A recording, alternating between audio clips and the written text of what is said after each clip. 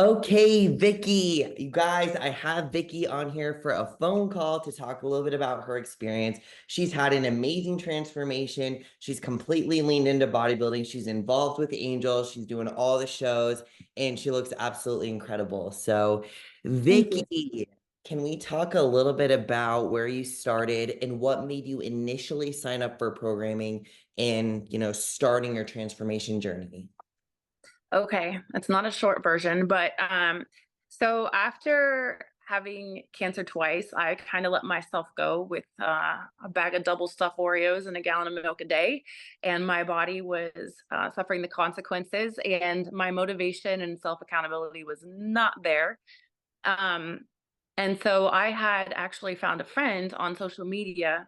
I say a friend, never met her, but she was a friend on social media that had used Courtney previously, and I loved watching her transformation. So I reached out to Courtney directly, more from a desperation standpoint, because I didn't know what else to do with myself.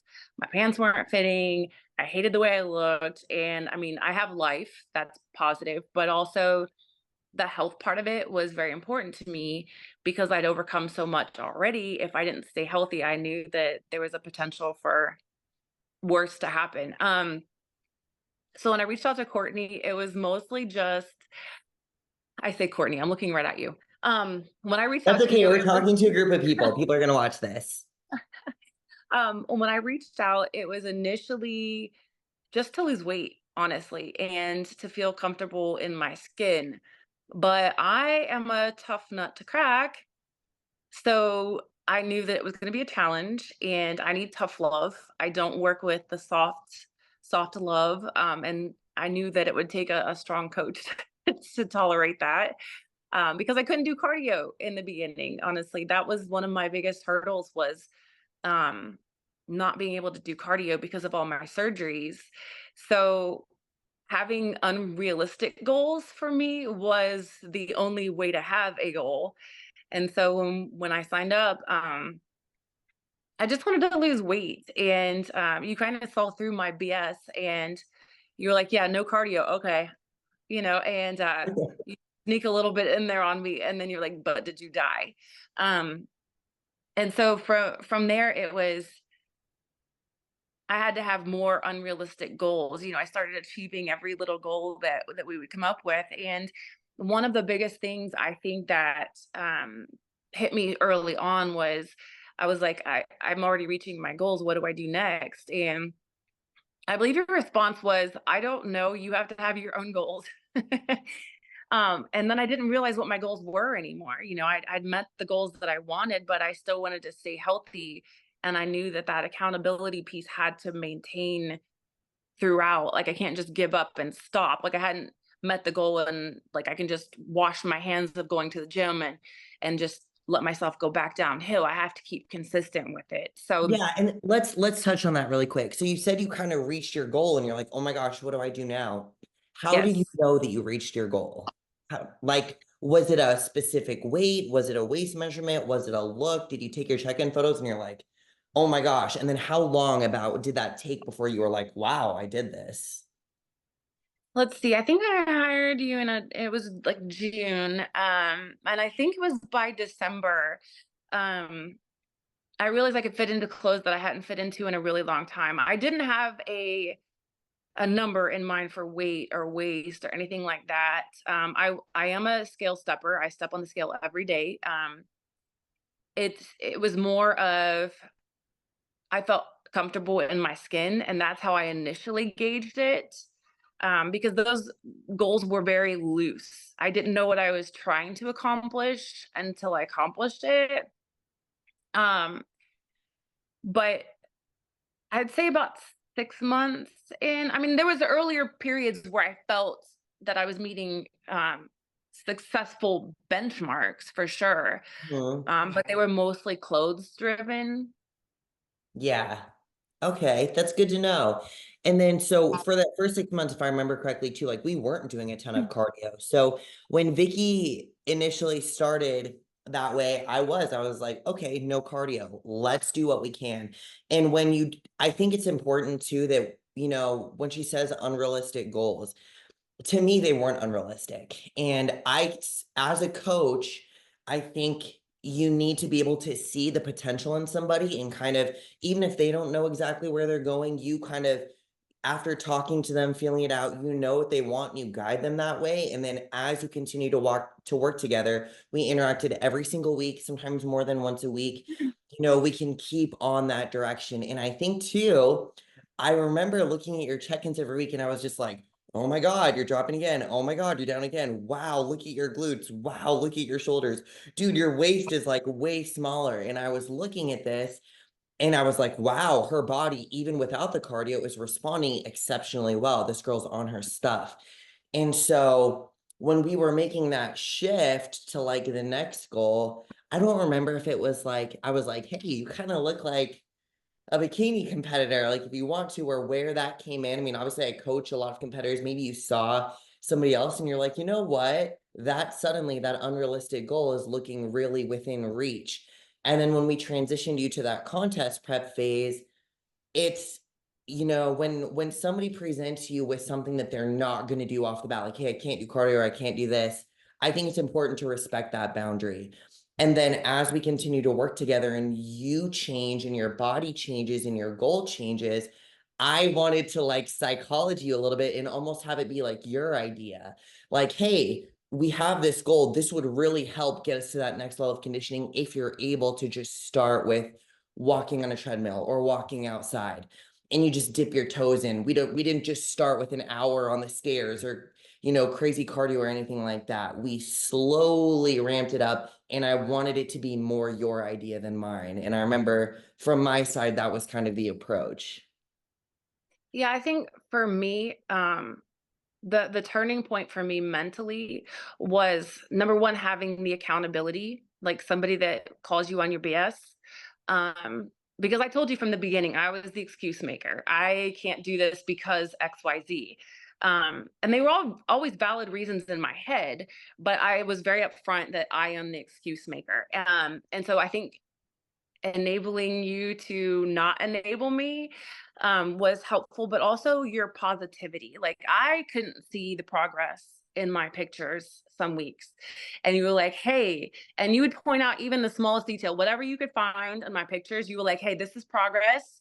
Don't beat yourself up on it. Like I'm seeing progress on it because this is what I do for a living. You can't see it because this is your butt, like you. So Yeah. I think having that accountability, but that also positive drive behind me was like, okay, well, I can achieve these goals even if I feel like they're unrealistic. She sees something that I can't see.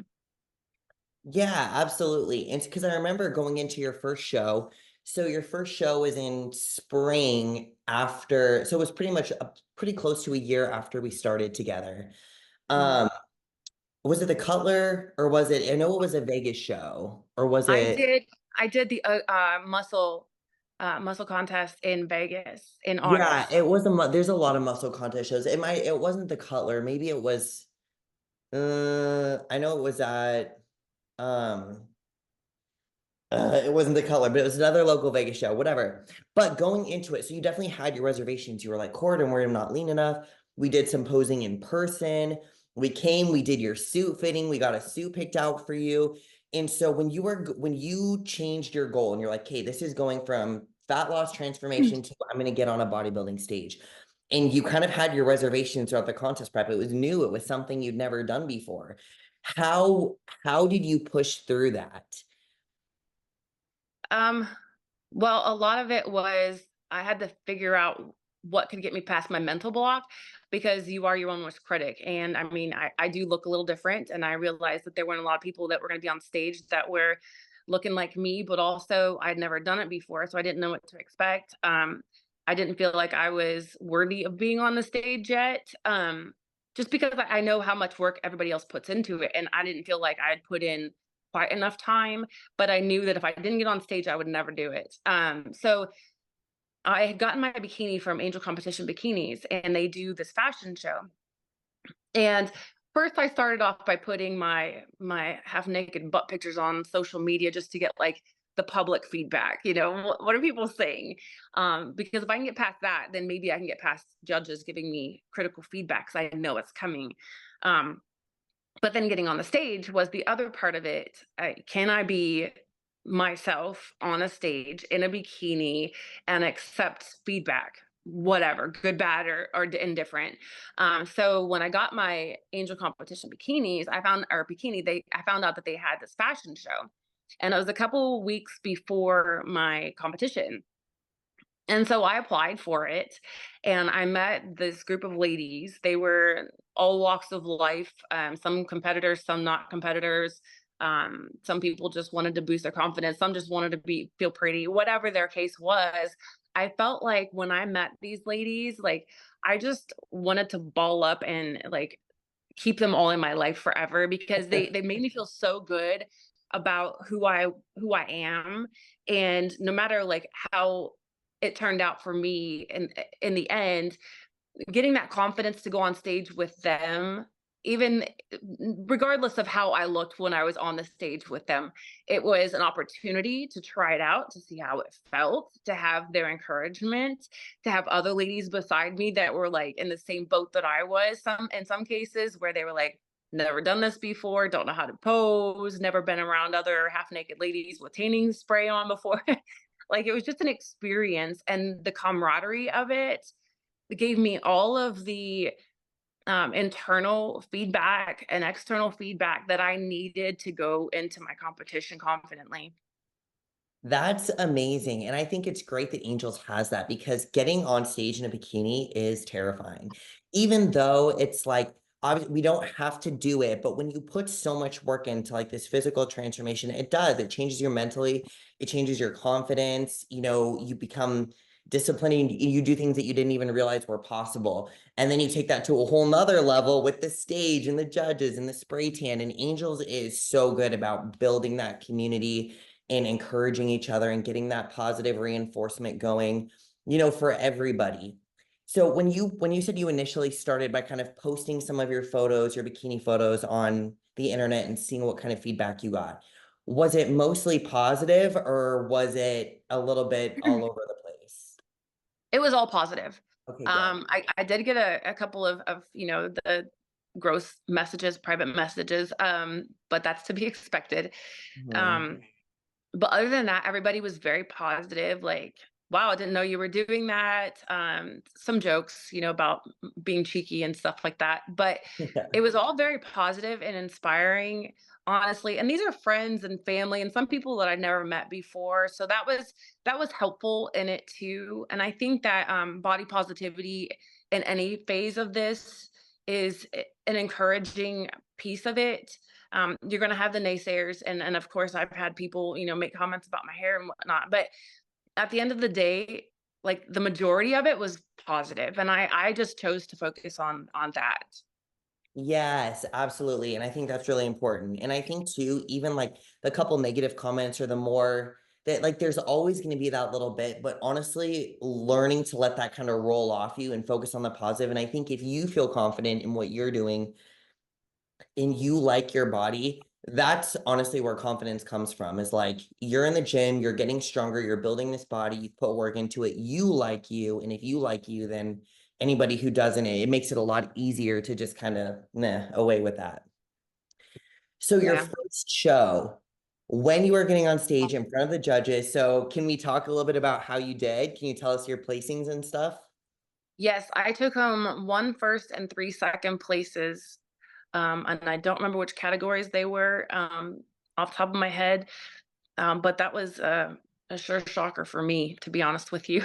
Yes, because so you guys, I see Vicky every single week. Vicky was kind of one of those people who is uh maybe like lacking confidence, but you weren't, like you were getting these results, your weight, your measurements, your photos, everything was showing us that like, yes, you're progressing in this way, but you were a little bit doubting it. You were doubting how you were going to do on stage, your confidence going on. Like, I remember you were like, should I wear a wig? Should I not have my hair? Like, how am I gonna, are they gonna look at that? You were nervous from the physique to the look to everything, which is normal going into it.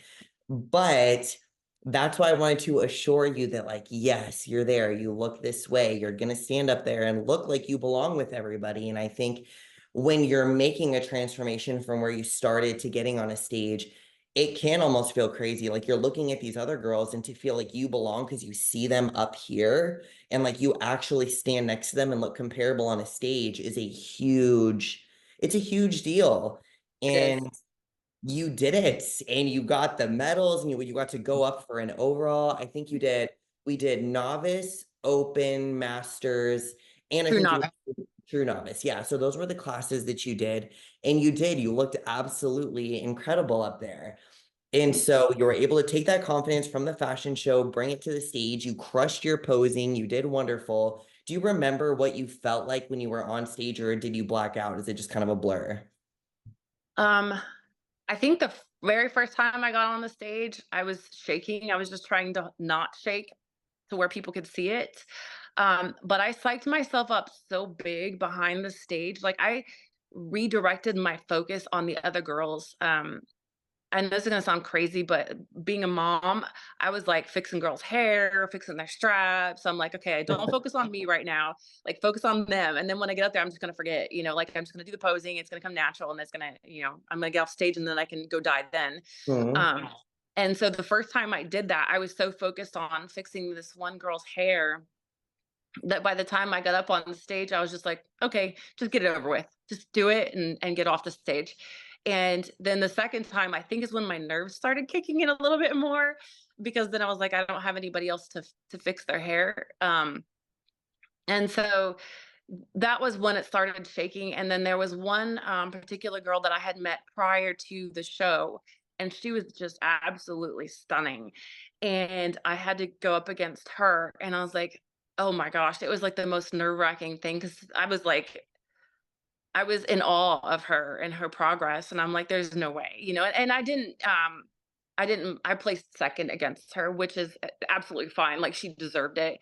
Um, but I think that's when I shook the most because it was intimidating, honestly, to know that she'd worked so much harder and longer than I had, and I'm sharing a stage with her. So the nerves, they didn't really go away. They just came in different forms every time I walked up there, honestly. Yeah, and I mean, I wouldn't necessarily say she worked. So hard work is relative, and this is where bodybuilding is different than other sports. And I have a lot of friends who compete, like even males, they go through the same thing, but it's like the hardest worker isn't necessarily the one who wins the show. Like the girl who does the most cardio and trains, like let's say you have a girl who's doing 2 hours of cardio, training 7 days per week, whatever, and eating her meal plan perfectly, that doesn't necessarily mean she's gonna win. It's sometimes there's girls like you're backstage on show day, like you're eating your food. Some girls probably eating McDonald's pancakes, and you're like, well, that's interesting. Like that's what makes bodybuilding so unique. And I think to me, this is how I help take the pressure off is you show up as your best and the bodybuilding at its root is putting in work. We're in the gym, we're training, we love training, we love building our physique. Then we diet and we get lean and we see what work we did and we go up against other people when we look good, but there's no one right way. You could have a perfect off season and eat, your 5, 6 meals a day, chicken, rice, lettuce, and then there could be somebody who's eating Chipotle for lunch every day. And at the end of the day, it's show day. What do you look like on that day? All the other stuff, I think that consistency matters and putting, I'm kind of Jay Cutler style. I think that you should be eating your meals and staying on top of it with flexibility, throughout the year. But at the end of the day, there are people, coming from all different places, all different levels. Some are doing more cardio, some are doing less, but it's just who shows up looking like what on stage with the genetics they have and with the cards they were dealt. And so it keeps things interesting. Now, as far as your show day, how did you feel after the show? Like, there's a lot of emotions that can happen, especially with your first time and, blowing away your own expectations. Yeah, I think even if I hadn't placed at all, I was just so excited that it was done. I did it. I accomplished something that I didn't think that I could. Um, I overcame a lot of fears, honestly, and I was just so excited to go eat food. I wanted food Right. so bad that nothing else was even on my mind, other than getting that spray tan off. That was the downside of the spray Yeah. tan. Um, it was It felt good. It felt good to have it behind me, but also that I knew that there was more ahead of me at the same time and that it was achievable for me. So it was like a new benchmark. Yes, absolutely. And so now going through the process again, so you did all that your first time you overcame it, you're like, wow, this is awesome. And you accomplished all these things.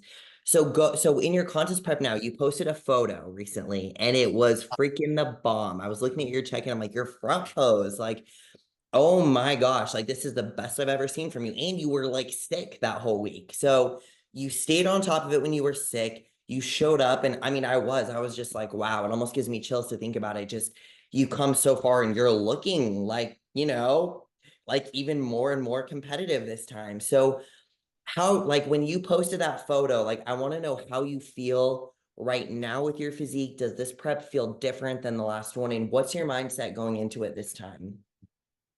Um, my mindset going into it this time, to answer that question first, is I'm a little more confident, not in my progress, but like who I am. I know what I know what the process looks like now. So I don't have to worry as much about the process. Um, I just have to worry about my progress. So I think getting that first show out of the way was very helpful. It was like a learning curve. I didn't know what I didn't know. Never been spray tanned, never had to walk on the stage, didn't know what the lines look like or what staying in the hotel for, the days ahead of that felt like. And how hard that would be, but now I do. So now I'm just trusting the process to get me to a better version of myself. Um, Going into this and posting that picture, it was bittersweet because I had gotten your feedback already, so I knew like that you felt it was my best pose so far. I'm looking at all my flaws. My back fat was so I kind of pick on myself so that I just Mhm. get it out there. Um, because sometimes it diverts other people from saying the same thing. I'm like, I already see it, guys. Like, I know I'm working on it. Just look at everything else. Mhm. Um, but posting it, I've gotten a lot of people, saying very inspiring things in response to it. And that's the good thing about like the bikini, the bodybuilding in general is everybody's very supportive. I mean, I'm sure that there's a competitive edge to it for some people to a smaller degree, but for the most part, everybody's very supportive, and we don't all do the same shows. So, like where myself and one other person could be exactly the same body type, genetics, whatever, we're not going to do the same show. So we might not be competing against one another. So we're like each other's biggest cheerleaders. Mhm. Um, and that's been helpful because you have some other folks that you coach that are in my area. And we've been like in group chats and on like, where are you at? What are you doing? And we're not competing at the same shows. So we're like encouraging each other. We practice our posing together, stuff like that. So I think going into this next show, I feel better about it. I think I'm bringing something better to the stage. My little bumps on my arms are kind of exciting for me because I've never had those before. I definitely didn't have them on my last show. Yes, that's what I mean. You're shaping up so much. And I understand that like being able to pick your photos apart and, not, like you posted it, but there's plenty of times where I've been in prep and I've taken photos that, in prep, I'm like, oh man, I'm looking at all my flaws. And then prep is over and I get into off season and I'm like, wow, I actually looked pretty good there. So sometimes it takes some time for you to see that. But I mean, just your shape and the development in your glutes and your shoulders and your ratios. I mean, it's a new physical version of you that shows all this hard work that you've done. So even, we like you can't compare your step 10 to somebody else's step 50. Like yes, there's Olympians, and honestly, at the end of the day, even for the top level competitors, there's pretty much always going to be somebody that looks better than you, whether it be on a certain day or at a certain point in time. Like no matter how good you get, that there's this concept or this buzzword floating around that's like undeniable. I'm going to be undeniable. Hate to break it to you, in bodybuilding, we are all deniable. It does not matter how good you are. Like even like the only people who can really claim that are like your five plus, like if you've won five Olympias in a row, you're pretty undeniable at that point. But even then, you're still putting yourself up to the judges, and you could be denied. Yeah. So I don't like that term. And I that's something that floats around a lot. And the concept behind it's cool. You want to show up and bring your best. But I do believe in bodybuilding at its root, in that it's a personal development journey. It's a physical development journey. Yes, we're being compared against other people, but you really are competing against yourself. And like when you can put your photos next to each other and see, wow, I've come this far, that to me is like the biggest win. And then, I mean, it's cool when you win on stage and you beat other people. Bikini's very subjective, as we know. So there's so many different things you're judged on outside of your physique. I mean, I've been on stage personally, and I thought there were girls who looked better than me that I beat. And then there were times where I was my absolute best and I thought I would take the show and I had another girl beat me. So it's gone both ways. And when we get on stage, you just have to be open to, all right, like what are they picking that day? We just show up as our best and make friends and have a good time, and the rest just kind of falls into place. So at this point, how many fashion shows have you done now? Because I know it's more than just the one, it's a couple, right? I've done 2, and I'm doing a 3rd one actually at the same time I'm doing the competition. Which is so exciting. Okay, so that's another thing with your story that I love is you really leaned into angels and bodybuilding in this community. So you developed a lot as an athlete, but what about your like, and we can wrap it up after this, but as far as like your life goes and like your career, your personal life, your confidence, like outside of just bodybuilding, because we're all more than just competitors. Like, do you feel these things that you're doing in these communities that you've immersed yourself in have affected your life outside of this as a mom, as every other role that you play? 100%. The confidence that you get from being around like-minded, supportive people is unparalleled. And I can't think like I posted right after my last competition about the angel competition bikini fashion show because I think it was paramount to my success on stage with my confidence level.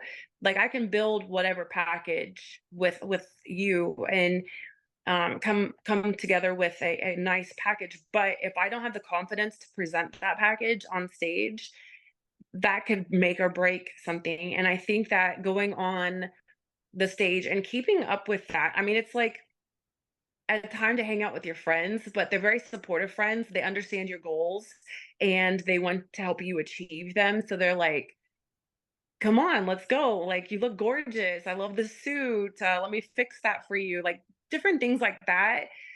So I keep reinvesting myself into that because I feel like it's important in this process to have that type of dynamic that inspires you because I don't have that in my personal life. I don't have a group of girlfriends that are just like, go do your thing. I do have supportive friends, but they don't understand the bodybuilding. They don't understand that I can't go out drinking. They don't understand that I have to eat certain foods. I can't go out to, McDonald's and do the drive-through thing at 2 a.m. These ladies, when you hang out with them, they get it. They eat the rice in the middle of the night at the Airbnb with you. Like they Yeah. understand it. So I think it's inspired me to have that camaraderie consistently in my life. And then I know I have that support system.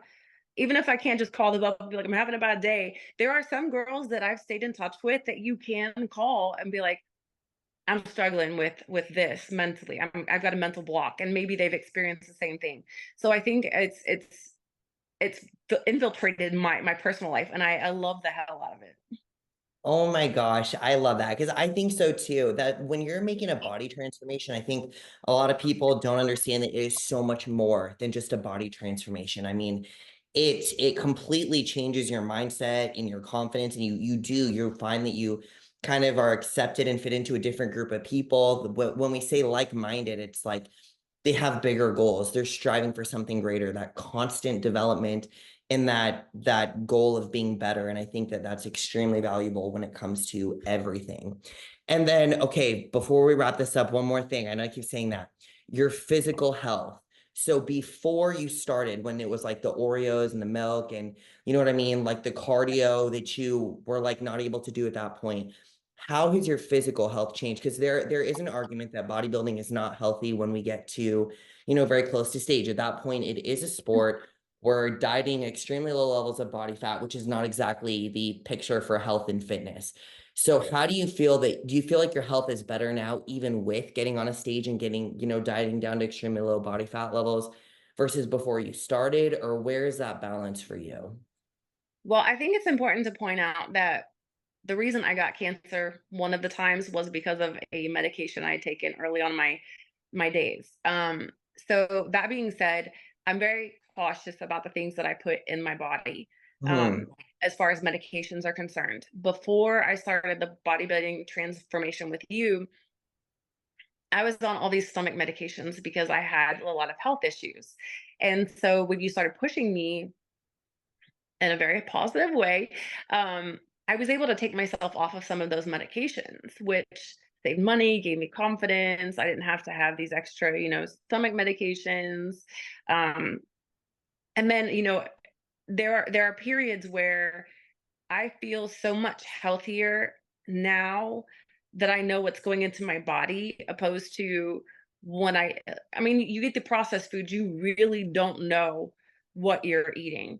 And until you have a health scare like I've had, it's ever so more important that you know exactly what's going in. So limiting the crap that I eat and eating healthier plus exercising and knowing exactly what my body's doing and being in control of that has made me feel like less lethargic. um, I do still have some lethargy moments, but it's still health issues that I still have that may never go away, but I feel healthier overall. I don't take a lot of like the supplements that a lot of people take, which is that's good for me. And I know what I'm comfortable with. There are some that I'll take if I read enough research on them and I feel okay taking them, like fish oil and vitamin E, stuff like that. Hmm. But I feel healthier overall. I feel like I've got a new lease on life, honestly, and that's why I keep coming back to like the bodybuilding with you. It's because like I feel my healthiest version when I'm working out with you, when I have you telling me, Vicky, these are the things you need to eat, because I've already seen what that does for me. And so if I stay consistent with that, I know that I'm going to consistently get the same positive results. And so that's why I stick to it. Yes, yeah, I think that's super important. And yeah, we really don't know what's in a lot of that processed, kind of junk foods. And making that transition is hard. I know that it's hard. Would you say that you still enjoy your diet now for the most part? And like, obviously, we're hungry in contest prep, but when you were making that initial transformation, I mean, were you completely miserable or did it feel okay when you were eating the turkey and the rice and the cleaner kind of health foods? At first, it was hard because you're reprogramming your body to not want certain things that it's wanted for so long. But after I got past that, I leaned on my creativity and I'm like, okay, she says a cup of rice. Okay, well, I don't want to just eat a cup of white rice. What does that look like? What seasonings don't have a bunch of crap in them?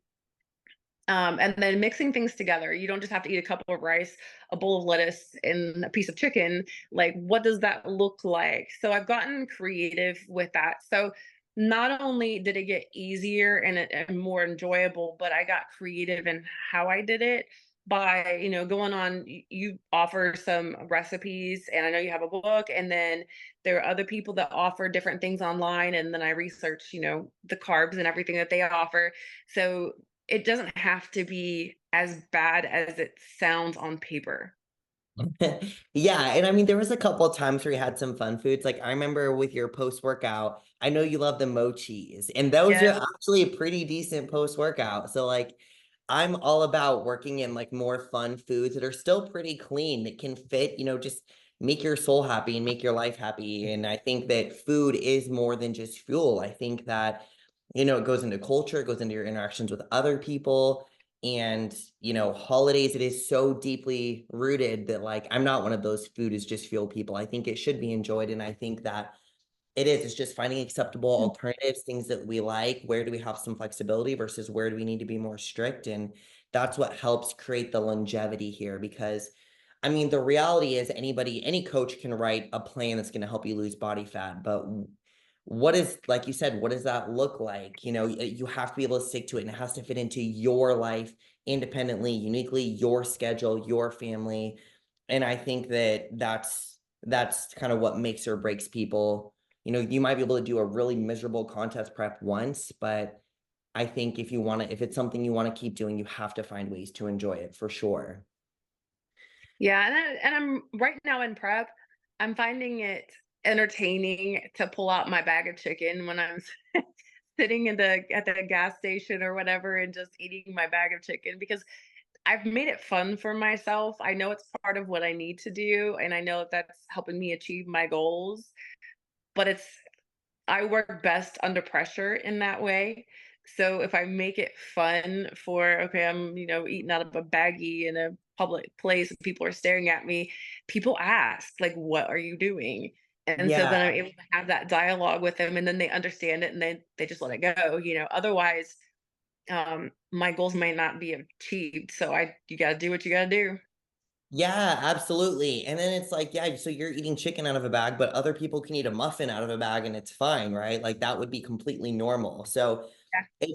it is wild. And I get that it is weird, but it's food and culture is just it's a weird thing. But I think eating the chicken out of the bag and kind of doing those kind of weird things sometimes and really leaning into the work and like yeah, I'm a bodybuilder, I'm doing this, it makes the reward so much sweeter, whether it's a trophy on stage or even I'm one of those people, I love the post-show meal. Like there's something about when a show is over and everybody just did the thing and you're all hungry and you're all tired and you all just like, had a similar experience and then everybody goes and throws down. It's like a feast. That's a moment for me. Like I think it's so much sweeter when you get to share that because you all just understand the same thing that you did and it's special. I mean, food is just it's more than fuel, and I think that that meal, that victory meal, because no matter how you placed on stage, you all just did it. It's so much sweeter when you really embraced that contest prep phase.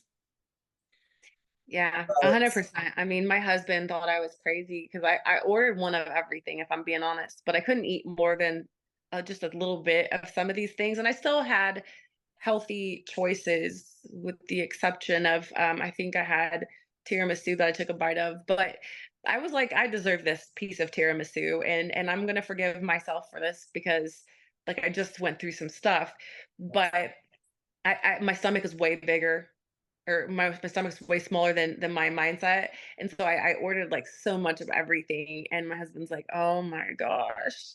And then I sat in front of all of it, like I had to undo my pants because you adjust your body for so long that your body's like, no, we're not ready for all that. But my mind was like, oh yeah, you want that. So that was when I realized my body had made so many adjustments already that I wasn't ready for, that I wasn't prepared for, that I didn't realize it was doing without my knowledge. Yeah. Yeah, no, that's funny. And that's an experience you're probably going to remember forever with your husband too. I think like those moments are just so special. So I mean, it's funny. I'm glad that you had that experience and we get to laugh about it and kind of share that.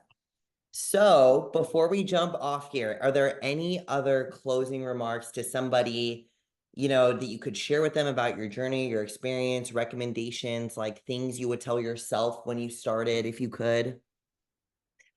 Yes, you can't say that you can't. Um, I did not think that I would ever get on stage. That was never my goal. I did not think that I would lose weight and look fit. My goal was always just to lose weight. I wasn't trying to have a six pack or put on a bikini or prance on stage and do the thing. Um, of anybody that I've ever met, I thought I was the most incapable of doing something like this. And if I've had this many health issues and this many hurdles along the way, and I'm the queen of excuses, and if I can do it, there is absolutely no reason why wherever point that people are in their journey, start somewhere in the middle or falling back, that you can't start from here because there's like a little bit of forgiveness in the process. Like just because you screw up one time, it does not erase all of the results that you come up with to this point. We all make mistakes. So you just got to like know that you made the mistake, forgive yourself, move on, and try not to make that again. So I think that forgiveness in this process is a big piece of it. Yeah, I love that. Absolutely. And you're right. Anybody can do it. And I think too, it's like, even if you don't believe in yourself, but you have the guts to try, or at least give yourself the opportunity to succeed, that's all you have to do. You don't have to have an end goal. You don't have to even have a visual of what you're trying to do. As long as you're willing to try and just follow a plan, that's absolutely incredible. One other thing that I would say is communicating with your coach is so important, and don't lie on your check-ins because you're not helping anybody. Like, I've been very transparent with you about some of my hurdles, probably overshared some things. I have bad weeks, I have things that happen in my personal life, and as long as I'm communicating those to you, then you can help me combat them with my diet or my scheduling or my workouts. Or you knew I was sick last week, we made some adjustments, and then we changed the check-in date just to make sure I was still on target, because I mean sickness does things to your body. So having a coach that you communicate well with and can make those adjustments with you is so important. Yes, I agree 100%. You wanna and that's where it's like, as a coach, you need to, like, I try to people I have, like, the reputation of being a little bit more maybe, militant, partially probably because I was in the military and I have, like, I don't know, a vibe, I guess. But I do try to leave it open to where people feel comfortable communicating things with me and sharing them, because if it's not out there, like, we can't overcome it together, and it really is a team. Like, when you're working with a coach, it's you guys together, like, there has to be, like, a synergy there. You need to understand each other. You need to be willing to have that open communication. I'm glad that you said that, because that is absolutely critical. If you're lying to your coach or you don't feel comfortable, or like it's a safe space to tell them certain things, then you're gonna get stuck and you're not gonna understand why, and they're not gonna be able to help you fix it. So that is absolutely critical. Yep. Alrighty. Well, okay, so I'm gonna end the recording.